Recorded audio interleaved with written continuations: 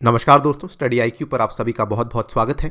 Study IQ की इस video में हम आपके साथ कवर करने वाले हैं इसरो यानी कि इंडियन स्पेस रिसर्च ऑर्गेनाइजेशंस के द्वारा की गई अचीवमेंट्स सन 2020 में।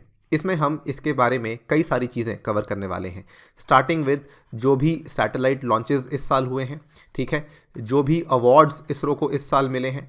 उसके बाद ये भी बात करेंगे कौन से पेटेंट्स हैं जो कि इसरो को इस साल दिए गए हैं। ऑल्सो हम बात करेंगे कौन से सेंटर्स हैं, कौन से केंद्र हैं जो कि इसरो ने इस साल इस्टेब्लिश किए हैं। ऑल्सो हम ये भी बात करेंगे कि इसरो ने अब आने वाले ईयर्स में जिन लॉन्चेस की प्लानिंग की है उसके बारे में भी जानकारी आपको दी जाएगी। सो चलिए स्टार्ट करते हैं मेरे साथ। मेरा नाम है अनिरुद्ध। यदि आप लोग इस लेक्चर की पीडीएफ को डाउनलोड करना चाहते हैं तो मेरे टेलीग्राम चैनल से कर सकते हैं। मेरे पुराने लेक्चर्स की पीडीएफ भी आपको इसी टेलीग्राम चैनल से मिल सकती हैं। इसके अलावा सोशल मीडिया पे भी आप मेरे साथ जुड़ सकते हैं। अपनी क्वेरीज आप मुझसे इंस्टाग्राम पे पूछ सकते हैं। स्टडी आईक्यू ऐप को आप लोग आसानी से डाउनलोड कर सकते हैं from the Google play store, और ऐप पे फिलहाल चल रही है द ईयर एंड सेल, जिसके चलते आपको सभी कोर्सेज के ऊपर एक्स्ट्रा डिस्काउंट भी प्रोवाइड करवाया जा रहा है। यदि आप मुझसे पॉलिटी पढ़ना चाहते हैं क्वेश्चन एंड आंसर फॉर्मेट में तो इस कोर्स को ज़रूर बाय कीजिएगा, स्पेशली यदि आप यूपीएससी या फिर स्टेट पीसीएस की तैयारी कर रहे हैं। ऑल राइट, सबसे पहले सबसे इंपॉर्टेंट चीज़ सैटेलाइट लॉन्चेस बाय इसरो इन 2020। सबसे पहले बात करेंगे तो देखिए साल का जो सबसे पहला सैटेलाइट लॉन्च था वो था GSAT-30 का। अब GSAT-30 जो है it was launched about the Ariane rocket, ठीक है, एरियान या अरियान रॉकेट इसको कह सकते हैं। ये वाला लॉन्च जो अरियान रॉकेट के द्वारा किया गया था ये हुआ था from French Guiana. French Guiana आपको मालूम होना चाहिए, it is a space port in south America, ठीक है, साउथ अमेरिका के ये आप ऐसा मान सकते हैं कि नॉर्थ ईस्टर्न एज पे लोकेटेड है फ्रेंच गयाना का पोर्ट, जहां से कई सारे इंपॉर्टेंट लॉन्चेस किए जाते हैं। तो GSAT-30 का इसरो का लॉन्च भी वहीं से करवाया गया था, और इसमें जो लॉन्च व्हीकल जो रॉकेट इस्तेमाल किया गया था उसका नाम था अरियान 5 VA-251। आपको केवल इतना याद रखना है कि इसमें अरियान 5 का इस्तेमाल किया गया था। अरियान 5 जो है ये basically European space agency ESA के द्वारा यूज़ होता है अपने मैक्सिमम लॉन्चेस के लिए। ये भी जैसे जिस प्रकार भारत का PSLV है उसी प्रकार अरियान 5 उनका सबसे इम्पॉर्टेंट लॉन्च व्हीकल है, जिसके लिए वो अपनी हेवीएस्ट से हेवीएस्ट सैटेलाइट्स को लॉन्च करने का इस्तेमाल करते हैं, ठीक है। उसके बाद GSAT-30 ये बेसिकली एक पुरानी सैटेलाइट को रिप्लेस करने के लिए भेजी गई थी जिसका नाम था INSAT-4A। सो आपको मालूम होगा जो INSAT है और जो GSAT है इनका काम वही है। इनका काम क्या है, ये आपके घर पे जो DTH सेवाएं आती हैं, उसके बाद जो ATMs में VSATs होते हैं, वेरी स्मॉल अपर्चर टर्मिनल्स, जो कि जिसके थ्रू ATMs काम करते हैं, उसके बाद स्टॉक एक्सचेंज के लिए जो सर्विसेज होती हैं, टेलीविजन अपलिंकिंग वगैरह वगैरह, इन सभी सेवाओं के लिए ये GSAT सैटेलाइट्स काम करती हैं। तो बेसिकली ये हमारे नागरिकों के लिए, हमारे सिटीजन्स की लाइफ को और आसान करने के लिए, स्टैंडर्ड ऑफ लिविंग को बेहतर करने के लिए ये वाली सैटेलाइट्स लॉन्च की जाती हैं। सेकेंड इंपॉर्टेंट सैटेलाइट लॉन्च के लिए हम बात करेंगे RISAT-2BR-1 के बारे में। देखिए ये वैसे तो देखिए ये पिछले साल में लॉन्च किया गया था 11 दिसंबर 2019 की, लेकिन I wanted to cover this specially because इसका एक लिंकेज है जो आने वाले 2 लॉन्चेस की मैं बात करने वाला हूँ। अब आप देखिए जो पहला लॉन्च हुआ था वो जनवरी में हुआ था, उसके बाद आपको मालूम है कोविड-19 के चलते कोई भी इंपॉर्टेंट लॉन्च नहीं हो पाया था। उसके बाद जो नेक्स्ट लॉन्च होता है वो सीधा नवंबर 7 को होता है, almost after gap of 10 months. After नवंबर 7 अभी जस्ट 2-3 हफ्ते पहले की बात है, हमने दिसंबर में जो CMS सैटेलाइट को लॉन्च किया था। नाउ ये नवंबर वाला और दिसंबर वाला लॉन्च ये कहीं ना कहीं कनेक्टेड है लास्ट ईयर के दिसंबर वाले लॉन्च से, इसलिए इसको कवर करना ज़रूरी है। यहाँ पे आप देख सकते हैं इसरो ने लॉन्च किया स्पाई सैटेलाइट RISAT-2BR-1, और ये क्या करेगा, ये बेसिकली हमारी बॉर्डर्स के ऊपर ज़्यादा निगरानी करने में हेल्प करने वाला है। इसका लॉन्च कहाँ से हुआ था? इसका लॉन्च हुआ था जो इंडिया का एक अकेला स्पेसपोर्ट है जिसका नाम है Satish Dhawan space centre, also called as SDSC, Sriharikota में, ठीक है। और ये क्या है, radar imaging earth observation satellite है। ध्यान से देखिएगा, ये क्या है, अर्थ ऑब्जर्वेशन सैटेलाइट EOS है, ठीक है। और ये आपकी हेल्प करेगी अगेन कृषि के क्षेत्र में, जंगलात के क्षेत्र में, फॉरेस्ट्री और आपदा प्रबंधन के क्षेत्र में भी ये हेल्प करने वाली है। इस पूरे मिशन की जो लाइफ है ये लगभग 5 साल के आसपास है। नाउ जो 50th PSLV व्हीकल था इसने इस पर्टिकुलर सैटेलाइट को लॉन्च किया था। इसको भी प्लीज थोड़ा ध्यान रखिएगा। 50th PSLV vehicle. I will relate this with the next 2 launches, just stay with me for a couple of minutes. अब इंपॉर्टेंट चीज जो मैं आपको बताना चाहता हूं वो आप अगले वाले में देख सकते हैं। इंडिया ने नवंबर में लॉन्च किया अपना अर्थ ऑब्जर्वेशन सैटेलाइट और साथ में 9 अदर कस्टमर सैटेलाइट्स। आपको बताना चाहूंगा जो ये वाला लॉन्च था रिसैट 2B-R1 का, इसके साथ भी कई सारी और सैटेलाइट्स को लॉन्च किया गया था। मेरे ख्याल में 9 थी, वो भी कस्टमर सैटेलाइट्स थी जो कि हमने दूसरे देशों के लिए लॉन्च की थी। खैर, अगर हम बात करें EOS-01 की, सो EOS-01 बेसिकली कुछ नहीं है, ये भी एक रिसैट सैटेलाइट ही है। ठीक है, दोबारा से सुन लीजिए, जो हमने दिसंबर 2019 में लॉन्च किया था वो रिसैट 2B-R1 थी और ये वाली EOS-01 है, लेकिन फर्क कुछ नहीं है। As I told you, RISAT क्या काम करती है, radar imaging earth observation satellite है और ये वाली आपके सामने है अर्थ ऑब्जर्वेशन सैटेलाइट 01, ये भी रिसैट सैटेलाइट की कैटेगरी में ही फॉल करती है। इनफैक्ट कैटेगरी में तो क्या, EOS-01 जो है ये रिसैट 2B और रिसैट 2B-R1 के साथ ही काम करने वाली है। अब पूरी स्टोरी को समझ लीजिए, आपको मालूम पड़ गया कि EOS या फिर रिसैट सैटेलाइट्स काम क्या करती हैं। ये बेसिकली अर्थ ऑब्जर्वेशन का काम करती हैं और ये बाकी जो जासूस सैटेलाइट्स हैं उनका भी ध्यान रखती हैं। इसका मतलब ये खुद भी अपने आप में एक जासूस सैटेलाइट है। ठीक है, एंड ऑल्सो ये कई सारे नॉन मिलिट्री यूज़ के लिए भी इसका इस्तेमाल किया जाता है। फॉर एग्जाम्पल एनवायरमेंटल मॉनिटरिंग हुआ, मेट्रोलॉजी हुआ, कार्टोग्राफी यानी कि मैप्स को बनाने में हेल्प करती है और कई सारी अदर चीज़ों के लिए भी ये हेल्प करती है। और यहाँ पर जो ये 51st मिशन था इसरो का जो वर्क हॉर्स है PSLV, उसके द्वारा इसको लॉन्च किया गया था। अब आपको दोनों में रिलेशन को एक बार फिर से समझना होगा। ये देखिए, अब हुआ क्या था कि जो आपकी रिसैट सैटेलाइट है ना, रिसैट सैटेलाइट का जो 2B सैटेलाइट है, ये पिछले साल मार्च 2019 में लॉन्च किया गया था। उसके बाद रिसैट का जो 2B-R1 है, इसको हमने लॉन्च किया था दिसंबर 2019 में। अब इसी के कंटिन्यूएशन में होने क्या वाला था, 2B-R2 लॉन्च होने वाली थी जो कि 2020 में लॉन्च होने वाली थी, लेकिन इंडियन गवर्नमेंट ने या फिर इसरो कह लीजिए, इन्होंने 2B-R2 का नाम बदल के रख दिया EOS-01। सो ये आपको सीक्वेंस को ध्यान रखना है। सबसे पहले आपकी 2B थी, फिर 2B-R1 थी, ये दोनों आपकी 2019 में लॉन्च की गई। उसके बाद 2B-R2 जिसका कि अब नाम रख दिया गया है EOS-01, जिसको कि नवंबर 2020 में लॉन्च किया गया है। ये तीनों की तीनों सैटेलाइट्स आपकी स्पाई सैटेलाइट्स हैं, तीनों की तीनों सैटेलाइट्स अर्थ ऑब्जर्वेशन सैटेलाइट्स हैं और तीनों की तीनों सैटेलाइट्स हमारे PSLV के द्वारा ही लॉन्च की गई थी। जो रिसैट 2B-R1 है ये हमारी 50th फ्लाइट थी हमारे PSLV की, और जो हमारा EOS-01 है ये हमारी 51st लॉन्च थी PSLV की। इतनी बात क्लियर है? I hope it is clear. Next बात कर लेते हैं CMS-01 की, जो अभी दिसंबर 17 को लॉन्च किया गया है और सक्सेसफुली लॉन्च भी हो चुका है। इसी से कंटिन्यू करते हुए देखिए, हमने अभी 50 और 51st मिशन को देखा, अब आप देख सकते हैं ये 52nd मिशन है आपका PSLV का। ठीक है, CMS-01 इंडिया की 42वीं कम्युनिकेशन सैटेलाइट है। सेकेंडली, ये जो GSAT-12 है इसको रिप्लेस करेगी, जिसको कि 2011 में लॉन्च किया गया था, और ये आपकी टेलीकॉम सर्विसेज प्रोवाइड करने वाली है। ये आपकी कम्युनिकेशन सैटेलाइट है CMS के नाम से। ठीक है, और यहाँ पर इसके बाद इसकी जो मिशन लाइफ है ये 7 ईयर्स की, ये भी आप यहाँ पे देख सकते हैं। That's all. आपको ज़्यादा जानकारी नहीं रखनी है, आपको केवल अगर आप सीक्वेंस में पढ़ेंगे तो बहुत आसानी से याद हो जाएगा।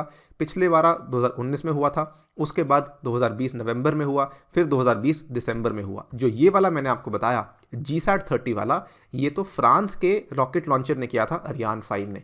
ये हमने अपने रॉकेट लॉन्चर से नहीं किया था और ये फ्रेंच गुयाना से ही किया गया था। क्लियर है? That's all. केवल इतनी ही सैटेलाइट लॉन्चेस हुई हैं जो कि 2020 में आपको याद रखनी है। लेकिन साथ ही मैं आपको बता दूं कि इस साल इसरो ने आने वाले जो ईयर्स में लॉन्चेस होने वाले हैं उसके बारे में भी अपना रोड मैप बता दिया है, और इसमें कई सारे इंपॉर्टेंट लॉन्चेस हैं जो मैं कवर करूंगा। सबसे पहले तो चंद्रयान 3 की बात कर लेते हैं। चंद्रयान 3 आपको मालूम होगा, जो हमारा चंद्रयान 2 था उसमें जो हमारा लैंडर था वो फेल हो चुका था। क्यों? क्योंकि our lander was trying for a soft landing. कहाँ पे ट्राई हो रहा था? मून के सदर्न हेमिस्फीयर में, लेकिन ड्यू टू सम प्रॉब्लम्स ये लैंडिंग प्रॉपरली नहीं हो पाई थी। उसके बाद हमारा कॉन्टैक्ट उससे टूट चुका था। सो जिसके चलते चंद्रयान 3 में जो 3 हमारे ऑब्जेक्ट्स लगे हुए थे, ऑर्बिटर, लैंडर और रोवर, इसमें हमारा केवल एक ही ऑब्जेक्ट है जो फिलहाल ऑपरेशनल है, जो फिलहाल काम कर रहा है, और ये दोनों ऑब्जेक्ट्स लैंडर और रोवर ये अब काम नहीं कर रहे हैं क्योंकि लैंडर तो क्रैश कर गया था जिसके साथ हमारा संपर्क टूट चुका है। अब इसी के चलते क्योंकि चंद्रयान 2 प्रॉपरली लैंडिंग नहीं कर पाया, सॉफ्ट लैंडिंग नहीं कर पाया, इसी के चलते चंद्रयान 3 जो कि सक्सेसर है चंद्रयान 2 मिशन का, इसकी हम सॉफ्ट लैंडिंग के लिए अगले साल फिर से कोशिश करने वाले हैं। It will likely attempt another soft landing on the lunar surface. Also आपको बता दूं, ये गवर्नमेंट ने अनाउंस कर दिया है कि ये 2021 में हम लोग इसकी कोशिश करने वाले हैं। हालांकि ये अनाउंसमेंट ये मार्च 2020 में करी गई थी और उसके पहले कोविड-19 के इतनी जानकारी लोगों को नहीं थी। हो सकता है कि थोड़ा डिले हो, लेकिन अभी के लिए गवर्नमेंट ने इसको चेंज नहीं किया है। ऑल्सो जो चंद्रयान 3 मिशन की कॉस्ट है ये चंद्रयान 2 मिशन से भी कम होने वाली है। ऐसा क्यों? बिकॉज ऑब्वियसली चंद्रयान 3 मिशन में ऑर्बिटर नहीं होने वाला। चंद्रयान 3 मिशन में केवल लैंडर और केवल रोवर होने वाला है। ऑर्बिटर तो आपका चंद्रयान 2 में चला गया था और सही से काम भी कर रहा है, इसीलिए चंद्रयान 3 मिशन में आपको ऑर्बिटर की आवश्यकता नहीं है।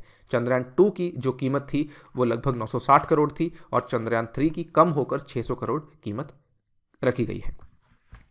नेक्स्ट, ये बहुत ही इंपॉर्टेंट न्यूज़ है जिसमें इसरो जो वीनस मिशन है जो उसको लॉन्च करने वाला है, और किसके साथ मिलके? फ्रांस की स्पेस एजेंसी के साथ मिलके, जिसका नाम है CNES। 2025 में ये प्लान किया गया है जब इसरो और फ्रांस की स्पेस एजेंसी CNES मिलके वीनस मिशन, जिसका नाम रखा गया है शुक्रयान, इसको लॉन्च करेंगे सन 2025 में। इसके भी चलते आपको बता दूं, असल में कुछ साल पहले की बात है, इंडिया और फ्रांस में joint vision for space cooperation का एक MOU साइन किया गया था, जिसके चलते ये वाली अब चीज़ें साथ में हो रही हैं। इंडिया और फ्रांस मिलके बहुत ही मेगा प्रोजेक्ट साथ में लेने वाले हैं कोलैबोरेशन के चलते, जिसमें शुक्रयान मिशन लॉन्च किया जाएगा।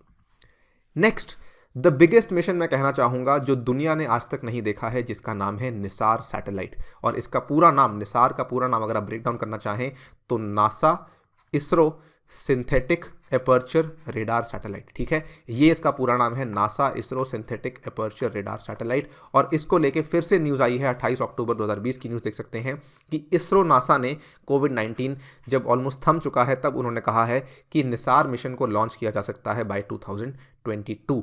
ये आपको बता दूं, दुनिया का सबसे ज़्यादा महंगा अर्थ इमेजिंग सैटेलाइट होने वाली है निसार सैटेलाइट, जिसकी कॉस्ट, अकेली एक सैटेलाइट की कॉस्ट $1.5 बिलियन होने वाली है। और ये स्टडी करेगी जो हमारे जलवायु परिवर्तन में बदलाव हो रहे हैं, जो हमारे वातावरण में बदलाव हो रहे हैं, जो हमारी आपदाएं आ रही हैं, प्राकृतिक आपदाएं आ रही हैं, क्यों ये बढ़ रही हैं, कहाँ कहाँ पे ये बढ़ रही हैं, इन सब चीज़ों की स्टडी ये अकेला मिशन करने वाला है। और सबसे इसमें भारत के लिए बहुत ही गौरव की बात है कि ये नासा के साथ इसमें कोलैबोरेशन हो रही है। इसमें it will be a dual frequency radar imaging satellite. ये भी आपको बता दूं, it will be the first radar imaging satellite to use dual frequency. अभी तक जितनी भी रेडार इमेजिंग सैटेलाइट्स हैं वो डुअल फ्रीक्वेंसी यूज़ नहीं करती हैं। ये अकेली सैटेलाइट होने वाली है और इसका मिशन लाइफ मात्र 3 साल का होगा, लेकिन क्योंकि इसमें टेक्नोलॉजी काफ़ी ज़्यादा हैवी यूज़ हो रही है, इसीलिए this will be the costliest mission जो कि अभी तक लॉन्च किया जाएगा। मिशन नहीं कहना चाहिए, कॉस्टलीस्ट सैटेलाइट कहनी चाहिए, बिकॉज मिशन तो अपने आप में काफ़ी कॉस्टली हो जाते हैं। ये अकेली सैटेलाइट है जिसकी कॉस्ट $1.5 बिलियन होने वाली है। नेक्स्ट, ये बहुत बड़ी बात है और ये खबर जस्ट 2-3 दिन पहले आई है और ये भी 2020 में ही इसरो ने अनाउंस किया है कि इसरो का जो वर्क हॉर्स है, हालांकि लोग इसको वर्क हॉर्स बोलते हैं लेकिन मैं इसको कुछ और बोलता हूँ, मैं बोलता हूँ इसरो का डार्क हॉर्स है ये, ठीक है। This is the best launch vehicle जो कि इसरो के पास है। इनफैक्ट नॉट ओनली मैं कहूँगा कि इसरो के पास है, जितना किफ़ायती, जितना आसानी से, जितने कम दाम में PSLV आपकी सैटेलाइट को लॉन्च करता है, शायद ही कोई और लॉन्च व्हीकल होगा दुनिया में जो कि इतने कम दाम में आपकी सैटेलाइट को लॉन्च कर सके। So the dark horse of ISRO PSLV Brazilian satellite Amazonia 1 को लॉन्च करने वाला है और ये जस्ट 2 महीने बाद होने वाली है, फरवरी 2021 में। जैसा कि इस सैटेलाइट का नाम है अमेजोनिया 1 सैटेलाइट, ये ब्राज़ील की सैटेलाइट है और ये सैटेलाइट जो है ये क्यों लॉन्च की जाएगी, आप देख सकते हैं राइट साइड में आपके सामने साउथ अमेरिका का एक फिजिकल मैप है जिसमें दिखाया गया है कि what is the extent of the Amazon forest. आपको मालूम होगा पेड़ कटाई की वजह से और ग्लोबल वार्मिंग के चलते अमेजॉन फॉरेस्ट का जो दायरा है वो धीरे धीरे कम होता जा रहा है और इसी डिफॉरेस्टेशन को मॉनिटर करना है, ऑब्जर्व करना है और इसकी निगरानी रखनी है through this particular satellite Amazonia 1। इसमें भी आपको बता दूं, इंडिया और ब्राज़ील ने असल में एक समझौता साइन किया था 6वीं ब्रिक्स समिट में, जिसके चलते जो ब्राज़ील से कई सारे वैज्ञानिक हैं जो कि हमारी इसरो फैसिलिटी पे ट्रेनिंग भी ले रहे हैं, सो दैट वो अपने घर जाके वापस अपनी सैटेलाइट्स खुद से भी बना सकें और अपने लॉन्च व्हीकल्स खुद से भी बना सकें, राइट। नेक्स्ट बात कर लेते हैं अवार्ड्स। क्या क्या अवार्ड्स मिले हैं इसरो को सन 2020 में। इसमें देखिए सबसे पहला अवार्ड, और ये मैं समझता हूँ, वैसे तो मैं 3-4 अवार्ड्स आपके साथ कवर करूंगा, लेकिन this according to me is the most important, जिसको आप बिल्कुल भी स्किप नहीं कर सकते हैं। इसरो चीफ जो K7 है, सभी के सभी अवार्ड्स इनको दिए गए हैं। ISRO chief K7 named as 2020 von Karman award recipient by IAA to be conferred in March, ठीक है। इनको यहाँ पे वॉन करमन अवार्ड का रेसिपिएंट घोषित कर दिया गया है। कौन देता है वॉन करमन अवार्ड? ध्यान से देखिए, इंटरनेशनल अकेडमी ऑफ एस्ट्रोनॉटिक्स, जिसका मुख्यालय पेरिस में है। This was founded by von Karman. I am sorry to say, मुझे यहाँ पे एक और नाम याद होना चाहिए, नहीं याद आ रहा, क्योंकि आई थिंक IAA एक और फाउंडर के द्वारा, एक और को फाउंडर थे जिन्होंने वॉन करमन के साथ मिलकर इसको बनाया था। I am not able to remember that. अगर आपको मालूम है तो प्लीज़ कॉमेंट सेक्शन में मुझे बता सकते हैं। तो वॉन करमन जो कि पहले प्रेसिडेंट भी थे इस ऑर्गेनाइजेशन के, इन्होंने ये ऑर्गेनाइजेशन बनाई थी सो दैट स्पेस में, ठीक है, जो हमारा स्पेस है उसमें हमारा जो मनुष्य के फ्रंटियर्स और भी ज़्यादा एक्सपैंड हो सके, हम स्पेस को और अच्छे से समझ सकें। इसी के चलते इन्होंने वॉन करमन अवार्ड बनाया था सन 1982 में, और ये इस अकेडमी का सबसे प्रीमियर अवार्ड है, सबसे ज़्यादा विख्यात अवार्ड है। ये हर साल दिया जाता है, और ये हर साल एक ऐसे इंसान को दिया जाता है to recognise outstanding life time achievements in the branch of science without limit of nationality और जेंडर, ठीक है। ये ऐसा नहीं कि किसी पर्टिकुलर देश में कोई भी हो सकता है, और महिला या पुरुष या किसी भी जेंडर का वो इंसान हो सकता है। इसमें प्रोफेसर जो हमारे इसरो के चीफ हैं K7, इनको ये अवार्ड दिया गया है। इसके पहले भी 2 भारतीय इस अवार्ड को ले चुके हैं, जिसमें आपके UR राव हैं और सेकेंडली आपके कृष्णा स्वामी कस्तूरी रंगन हैं। इनके years, I think UR Rao का जो ईयर है ये 2007 है, और कस्तूरी रंगन का जो ईयर है ये 2005 है, ठीक है। नेक्स्ट, ये अभी जस्ट 1 महीना पहले की बात है, कर्नाटका के जो गवर्नर हैं वजूभाई वाला, इन्होंने एक डॉक्टरेट ऑफ साइंस, एक ऑनररी डॉक्टरेट प्रोवाइड की है to ISRO chairman K7 once again. लेकिन ये केवल यहाँ पे आप कह सकते हैं कि ये एक तरह के चीफ गेस्ट थे जिन्होंने ये डॉक्टरेट को प्रोवाइड किया है, लेकिन जो डॉक्टरेट असल में दी गई है, ये दी गई है VTU के द्वारा। VTU जो कि कर्नाटका में बेलगाम में लोकेटेड है, बेलगावी कर्नाटका में लोकेटेड है, विश्वेश्वरैया टेक्नोलॉजिकल यूनिवर्सिटी। इन्होंने इस डॉक्टरेट को डॉक्टर K7 के ऊपर ऑनर किया है, ठीक है। Next, again just 2 weeks ago this happened, ISRO chief doctor K7 honoured with Surya Bhushan international award. So ये भी यहाँ पे एक Surya Datta group of institutes हैं, जो कि महाराष्ट्र में इनके कई सारे इंस्टीट्यूट्स हैं, मुंबई में, पुणे में, स्पेशली पुणे में इनके कई सारे इंस्टीट्यूट्स हैं, और ये सूर्य दत्ता ग्रुप ऑफ इंस्टीट्यूट्स ने सूर्य भूषण इंटरनेशनल अवार्ड दिया है डॉक्टर K7 को। अगेन इसरो के जो चीफ हैं उनको दिया गया है। तो basically recently Surya Datta group of institutes का एक कोई पर्टिकुलर सेंटर था जिसकी इनॉग्रेशन के लिए इन्होंने डॉक्टर K7 को बुलाया, जिसके चलते ये वाला अवार्ड इनको उसी टाइम पे दिया गया था। नेक्स्ट बात करते हैं, this is a favourite segment of mine, जिसमें हम बात करेंगे कौन से केंद्र इसरो के द्वारा इस साल बनाए गए हैं। बहुत ही कुछ जानने को मिलेगा आपको। सबसे पहले, सबसे इंपॉर्टेंट, इसको केंद्र नहीं कहना चाहिए लेकिन बहुत बड़ी अचीवमेंट है। जनवरी साल शुरू हुआ था इस साल, और उस टाइम पे इसरो ने अनाउंसमेंट की थी कि ISRO's second space port to be in Tamil Nadu's Thoothukudi. आपको मालूम होगा अभी तक जो भारत का एक अकेला स्पेस पोर्ट है वो हम कितनी बार डिस्कस करते हैं, वो है श्रीहरिकोटा में, ठीक है। अब जो आने वाला स्पेस पोर्ट होने वाला है वो तमिलनाडु थूथकुडी में होने वाला है, ठीक है। ये थूथकुडी डिस्ट्रिक्ट में होगा ISRO second launch port. Tamil Nadu government ने ऑलरेडी इसके लिए ज़मीन को एक्वायर करना शुरू कर दिया है। जब ये रेडी हो जाएगा उसके बाद इसके लिए हम एक स्मॉल सैटेलाइट लॉन्च व्हीकल भी बनाया जाएगा, ठीक है, जो कि अभी अंडर डेवलपमेंट है, और इससे स्मॉल सैटेलाइट लॉन्च व्हीकल से छोटी छोटी सैटेलाइट्स को लॉन्च करना शुरू किया जाएगा। जब यहाँ पे चीज़ें मैच्योर हो जाएंगी उसके बाद इसी हम स्पेस पोर्ट का इस्तेमाल करेंगे PSLV और GSLV जैसे लॉन्च व्हीकल्स के लिए भी। लेकिन फिलहाल केवल इतना ही जानना है आपको कि दूसरा इंडिया का स्पेस पोर्ट आने वाला है थूथकुडी में। नेक्स्ट, ये इसरो एनआईटी के जो एनआईटी कर्नाटका है जो कि सूरतकल में लोकेटेड है, one of the premiere institutes of the country, ISRO NIT के ने मिलकर एक रीजनल एकेडमिक सेंटर सेटअप किया है for space in Surathkal. Again ये साल की शुरुआत की ही न्यूज़ है। यहाँ पे आपको केवल इतना जानना है, जो ये रीजनल एकेडमिक सेंटर है, जैसा कि इसका नाम है रीजनल सेंटर, तो ये आसपास के रीजन के लिए ही बनाया गया है। तो क्योंकि कर्नाटका में लोकेटेड है, तो जो आसपास का रीजन है, फॉर एग्जांपल कर्नाटका हुआ, आंध्र प्रदेश हुआ, तेलंगाना हुआ, तमिलनाडु हुआ, पुडुचेरी हुआ, केरल हुआ और लक्षद्वीप हुआ, इन्हीं इलाकों के लिए ये वहाँ पे स्पेस टेक्नोलॉजी को प्रमोट करने के लिए सेंटर बनाया गया है। ऐसा सेंटर भारत में पहली बार नहीं बना है। रीजनल एकेडमिक सेंटर ये चौथा सेंटर है जो कि बनाया गया है। इसके पहले जो हमारे सेंटर्स बनाए गए हैं वो Malaviya institute of technology Jaipur में, गुवाहाटी यूनिवर्सिटी में और एक कुरुक्षेत्र यूनिवर्सिटी हरियाणा में भी बनाया गया है। ठीक है, सो ये 3 सेंटर्स एग्जिस्टिंग थे, चौथा सेंटर आपके सामने अब एनआईटी के यानी कि एनआईटी कर्नाटका या फिर एनआईटी सूरतकल में इसको बनाया गया है। Next, this is something which everybody was waiting for और ये फाइनली हो चुका है। ये भी इस साल की शुरुआत में ही हो चुका था, जनवरी 6 की न्यूज़ है।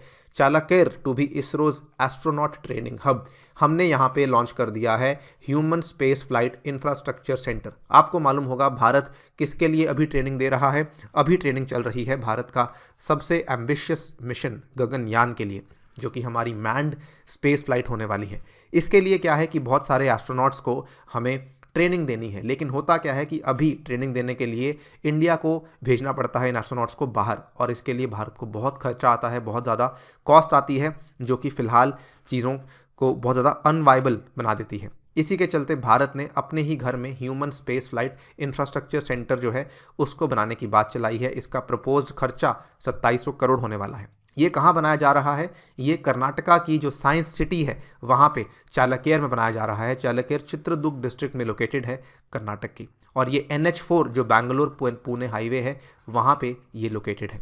नाउ आपको बता दूं, चालाकेर साइंस सिटी इसलिए कहा जाता है बिकॉज चालाकेर में इसरो के पहले एक और लैब लोकेटेड है DRDO की, और एक लैब लोकेटेड है बार्क की, बाबा एटॉमिक रिसर्च सेंटर की भी एक लैब लोकेटेड है। इसीलिए चालाकेर को साइंस सिटी का दर्जा दिया गया है। ये this is something which everybody is waiting for, और आई थिंक आगे जाके इनका प्लान ये भी होगा कि इसको हम टूरिज्म के लिए भी ओपन कर सकते हैं, जिससे इसरो काफ़ी ज़्यादा पैसा कमा सकता है। नेक्स्ट, और ये जस्ट रिसेंटली हुआ है, जस्ट 10 दिन पहले की बात है, इसरो ने SSA लॉन्च किया है। SSA क्या है? स्पेस सिचुएशनल अवेयरनेस के लिए एक सेंटर लॉन्च किया है जिसका नाम रखा गया है नेत्रा। ठीक है, network for space object tracking and analysis. The project basically aims to monitor, track and protect space assets of India. इस चीज़ को देखिए, बहुत ही इंपॉर्टेंट चीज़ है। आपने कई बार सुना होगा कि अगला जो युद्ध होने वाला है शायद वो स्पेस में हो सकता है। पहले सुनते थे कि अगला युद्ध पानी को लेकर होगा, लेकिन ये भी आपने सुना होगा कि अगला जो युद्ध होगा वो स्पेस में होने वाला है। तो स्पेस में युद्ध मानिए ना मानिए अभी भी कहीं ना कहीं चल रहा है, क्योंकि स्पेस में इतनी ज़्यादा सैटेलाइट्स हो चुकी हैं कि सैटेलाइट्स अपनी जगह बनाने के लिए लड़ रही हैं। अभी एज ऑफ जनवरी 2020 अगर आप देखें, स्पेस में 2000 से भी ज़्यादा एक्टिव सैटेलाइट्स हैं जो कि अर्थ को ऑर्बिट कर रही हैं, और यही नहीं, 23,000 से भी ज़्यादा पीसेज ऑफ स्पेस डेब्री हैं जो कि स्पेस में फ़िलहाल घूम रहे हैं। नाउ होता क्या है कि कई बार कोलिजन्स हो जाती हैं, और कई बार जो ये स्पेस डेब्री है, जो ये मलबा है, ये आके एक्टिव सैटेलाइट्स में लग जाता है, जिसकी वजह से सैटेलाइट्स की फंक्शनिंग ख़राब हो जाती है। और आपको मालूम है कितना खर्चा आता है सैटेलाइट्स को लॉन्च करने में, उनको बनाने में। इसीलिए स्पेस सिचुएशनल अवेयरनेस के लिए सेंटर लॉन्च करने वाली है इसरो, जिसका नाम है नेत्रा। और ये जो सेंटर है ये बेसिकली कुछ नहीं करेगा, ये चेक करेगा कि हमारी सैटेलाइट सही सलामत है या नहीं है, उनकी निगरानी रखेगा, उनकी मूवमेंट को ट्रैक करेगा। ये सब काम यहाँ पे करने वाला है नेत्रा। वेरी वेरी इंपॉर्टेंट, इसको लेकर सवाल आने के बहुत चांसेस हैं। Next, patents received by ISRO. इस साल पेटेंट्स इसरो को 2 रिसीव हुए हैं, जिसमें जो पहले वाला पेटेंट है ये बहुत ही ज़्यादा इंपॉर्टेंट है। ड्यूरिंग द लॉकडाउन मई 20 की ये खबर है, जब इसरो को ये गुड न्यूज़ मिली कि 2014 में जो इसरो ने अप्लाई किया था पेटेंट राइट्स के लिए, फाइनली उनको 18 मई 2020, 6 साल की वेट के बाद उनको फाइनली ये वाला पेटेंट दे दिया गया है। ये देखिए बहुत ही कॉम्प्लेक्स टॉपिक है, यदि आप इसके बारे में बहुत जानकारी लेने में इंटरेस्टेड हैं तो ये वाली वीडियो देख सकते हैं, ISRO gets patent for manufacturing moon soil. ये स्टडी IQ प्लेटफॉर्म पे हमने अपलोड की हुई है। खैर, जो ये पेटेंट है बेसिकली आपको अगेन याद करना होगा चंद्रयान 2। चंद्रयान 2 में क्या हुआ था? आई टोल्ड यू, जो हमारा लैंडर और जो हमारा रोवर है, ठीक है, जो हमारा लैंडर था, क्योंकि ये सॉफ्ट लैंडिंग करने में नाकामयाब रहा, तो ये एक बहुत बड़ी चुनौती है। ये केवल भारत के लिए चुनौती नहीं है, ये बहुत सी कंट्रीज़ के लिए चुनौती है। हम बेसिकली जो मून का जो सदर्न हेमिस्फीयर है उसको प्रॉपरली आइडेंटिफाई नहीं कर पा रहे हैं कि वहाँ का पत्थर कैसा है, वहाँ का जो धरती है वो कैसी है। ठीक है, आई डोंट नो उसको धरती कहना चाहिए या वहाँ का सॉइल कैसा है, ये हम नहीं आइडेंटिफाई कर पा रहे हैं। इसी के चलते इसरो बेसिकली क्या कर रहा है कि उस पर्टिकुलर एरिया का जो सॉइल है उसको हम अपने घर पे क्रिएट करने की कोशिश कर रहे हैं। So this is something made in India moon soil इसको कहा जा रहा है। और यहाँ पे आप देख सकते हैं जो वो वाला एरिया है जो कि लूनर हाईलैंड्स में लोकेटेड है। लूनर हाईलैंड्स यानी कि मून के ऊपर जो पर्वतीय इलाके हैं वहाँ पे लोकेटेड है। इसको कहा जाता है anorthosites. They are not common on the surface of the earth. ठीक है, ये आपको सर्फेस ऑफ द अर्थ पे केवल कैनेडियन शील्ड में देखने को मिलते हैं या फिर आदिरोंडाक माउंटेन्स में देखने को मिलते हैं। और आपको ये इसीलिए इसी को हम घर पे रिक्रिएट करने की कोशिश कर रहे हैं सो दैट अगर हम उसको घर पे रिक्रिएट कर लेते हैं तो वहाँ पे लैंडिंग करवाने की कोशिश कर लेंगे। And once we are successfully done that, उसके बाद जो हमारे आगे आने वाले मिशंस हैं वो बहुत ही आसानी से एग्जीक्यूट हो सकते हैं। So basically made in India moon soil का जो मकसद है वो ये है कि आगे जाके हमारी लैंडिंग्स प्रॉपरली हो सकें। आपको याद दिलवा दूं, जो हमारा लैंडर यानी कि जिसका नाम था विक्रम, जो कि लैंडिंग नहीं कर पाया था, इसरो की कोशिश ये थी कि अभी तक कोई भी स्पेस एजेंसी दुनिया में अपने मेडन अटेम्प्ट में यानी कि पहले अटेम्प्ट में सॉफ्ट लैंडिंग नहीं कर पाई है। इसरो का ये मन था कि इसरो की ये एम्बिशन था कि वो कर पाए, लेकिन वो भी यहाँ पे ये करने में नाकामयाब रही। ठीक है, आगे आके हम चंद्रयान 3 लॉन्च करने वाले हैं जिसके बारे में जानकारी मैं आपको ऑलरेडी दे चुका हूँ। Next, ISRO got another patent. ये वाला जो हमने पेटेंट रिसीव किया है ये भी जस्ट रीसेंट न्यूज़ है। और ये वाला जो पेटेंट रिसीव किया है अगेन दिस इज़ हमारा जो गगनयान का मिशन है उसी के लिए पेटेंट ये वाला मिला है हमें, for liquid cooling and heating garment to remove sweat in the space flights. So ये कहा जा रहा है LCHG, liquid cooling and heating garment, जो कि यूज़ किया जाएगा to provide comfortable temperature to the astronauts in space.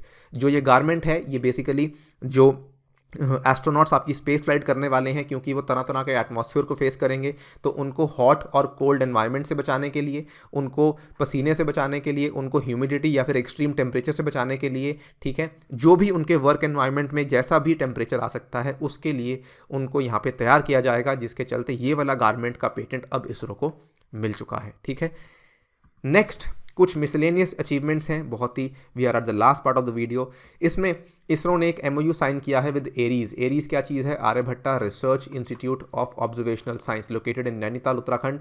ये कुछ नहीं है, अगेन जो हमने बात किया था स्पेस सिचुएशनल अवेयरनेस में हमारी कोऑपरेशन को बढ़ाने के लिए। स्पेस सिचुएशनल अवेयरनेस के लिए I told you we have launched something called as NETRA. ठीक है, सो नेत्रा जो लॉन्च किया है एक तरीके से उसी में कोऑपरेशन को बढ़ाने के लिए इसरो ने MOU साइन किया है एरीज के साथ। ये इस साल जून की न्यूज़ है। नेक्स्ट, इसरो का जो हमारा मंगलयान है या फिर मार्स ऑर्बिटर मिशन है, इसने 2 बड़े अच्छे काम किए इस साल।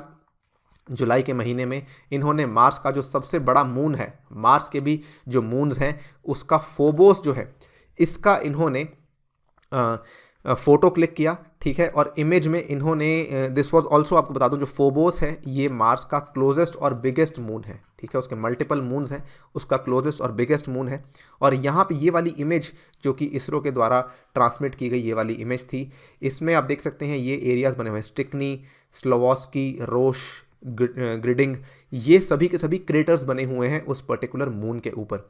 तो स्टिकनी जो है इसकी इमेज आपको बड़ी क्लियरली दिख जाती है इस पर्टिकुलर इमेज से, जो कि हमारे मंगल मिशन ने भेजी है धरती के ऊपर। नेक्स्ट, जो हमारा चंद्रयान मिशन है इसने एक क्रेटर का फोटो लिया मून के ऊपर और उस क्रेटर का भारत ने नाम रखा है Vikram Sarabhai crater, so that हम विक्रम साराभाई को एक तरीके से ट्रिब्यूट दे सकें, एक तरीके से श्रद्धांजलि दे सकें, क्योंकि उनका जितना योगदान रहा है भारत के स्पेस पूरे के पूरे एडवेंचर में वो कहीं ना कहीं वो भूला नहीं जा सकता है। सो दिस इज समथिंग जो कि चंद्रयान 2 ने किया है। एंड फाइनली L&T यानी कि लार्सन एंड टोब्रो जो कंपनी है, इनको कॉन्ट्रैक्ट दिया हुआ था गगनयान के लिए। सो गगनयान का आपको मालूम होना चाहिए कि गगनयान भारत का बहुत ही ज़्यादा हैवी प्रोजेक्ट है और इसी के चलते इसका जो इसरो का सबसे हैवी लिफ्ट लॉन्चर है इसरो GSLV Mark 3, जो कि 4000 किलो तक के सामान को भी कैरी कर सकता है। ठीक है, इसका एक सेगमेंट था जो कि L&T को बना के देना था, इसका जो मिडल सेगमेंट है वो बना के देना था। GSLV एक 3 स्टेज रॉकेट है, आपको मालूम होगा। पहली स्टेज सॉलिड, दूसरी स्टेज लिक्विड और तीसरी स्टेज क्रायोजेनिक, राइट। सो ये जो आपकी 3 स्टेजेस हैं, इसका जो एक मिडल सेगमेंट था ये बना के देना था S200, और ये L&T ने समय से पहले ही बना के दे दिया है टू इसरो। नवंबर 17 की न्यूज़ है और इसी के लिए काफ़ी अच्छी चीज़ है, ताकि जितनी जल्दी हमारा गगनयान का पूरा सामान तैयार हो सके उतनी ही जल्दी हम गगनयान को स्पेस में लॉन्च कर सकते हैं। इसके साथ इस वीडियो को यहाँ पे समाप्त करता हूँ। आशा करता हूँ काफ़ी कुछ जानने को मिला होगा, काफ़ी कुछ नया सीखने को मिला होगा। इसी के साथ thank you for listening, stay tuned and stay safe.